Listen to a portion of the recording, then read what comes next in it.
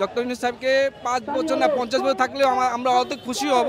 আমরা বুকের রক্ত ঢেলে দিয়ে আমরা আমাদের সরকারকে আমরা টিকিয়ে রাখবো। আমি একজন সাধারণ জনগণ, বাংলাদেশের একজন নাগরিক, আমার এটা হলো সবচেয়ে বড় পরিচয় আমার। আমি আজকে এখানে প্ল্যাটফর্মে এবং আপনারা এখানে দেখতেছেন আমাদের অল্প স্বল্প লোক নিয়ে আজকে সাধারণ জনগণ একটা, আমি মনে করি এটা মহা সমাবেশ, কিন্তু জনবল কম, এটা কোনো কথা না। প্রতিবাদ করতে গেলে একজনও করতে পারে। আমার দাবি আজকে এখান থেকে আমরা ডক্টর ইউনূস সাহেবকে 5 বছর না 50 বছর থাকলেও আমরা অত খুশি হব যে তার মতন ব্যক্তি, আমরা বাংলাদেশে জন্ম, আমাদের কাছে এরকম একটা ব্যক্তি আছে যে ওনাকে সারা বিশ্ব চিনে, এমন একটা ব্যক্তি পাওয়া এটা আমাদের বাংলা জাতির ভাগ্যের ব্যাপার আমি মনে করি।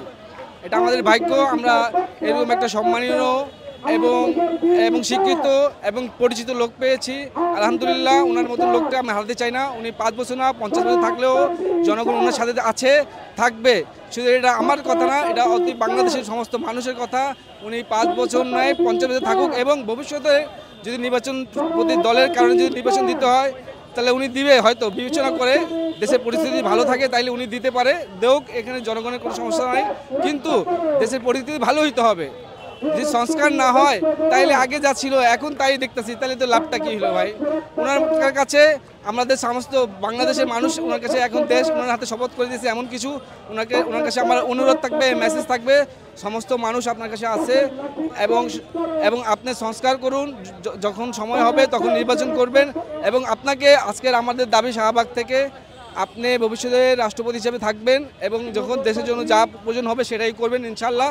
আমরা আপনার উপরে নির্ভরশীল এবং আল্লাহর উপরে নির্ভরশীল, বাকি ইনশাল্লাহ আল্লাহ মালিক। উনি যে আসার প্রেক্ষাপটটা, এটা হচ্ছে যে অনেক রক্তের বিনিময়ে জুলাইয়ে আমাদের সহকর্মী ছিল, অনেক আন্দোলন করছে। আমরা রাজপথে দীর্ঘ 1.5 মাস, প্রায় 1.5 মাসের মতো আন্দোলন করছি। তো সেখানে অনেক রক্ত ঝরেছে, অনেক মায়ের কোল খালি হয়েছে। তার পরিপ্রেক্ষিতে সবাই যখন বলতেছিল তারা যোগ্য, কিন্তু আমরা তুলনামূলক একটা যোগ্য ব্যক্তিকে হচ্ছে আমাদের জন্য মনোনীত করছি।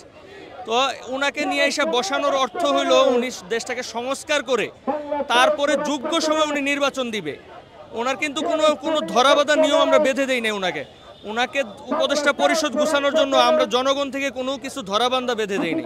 কিন্তু যারা মনে করতেছে যে তারা বেঁধে ফেলবে ওনাকে, আমরা জনগণ থাকতে ওনাকে আমরা বাঁধতে দিব না।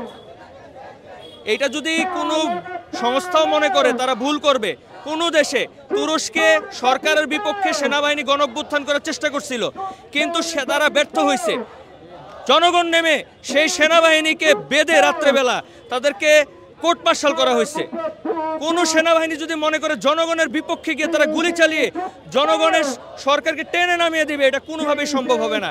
আমরা এটা হতে দিব না। আমরা বুকের রক্ত ঢেলে দিয়ে আমরা আমাদের সরকারকে আমরা টিকিয়ে রাখবো। For more updates, follow us on Facebook, subscribe our YouTube channel, get the latest update on www.daily-sun.com.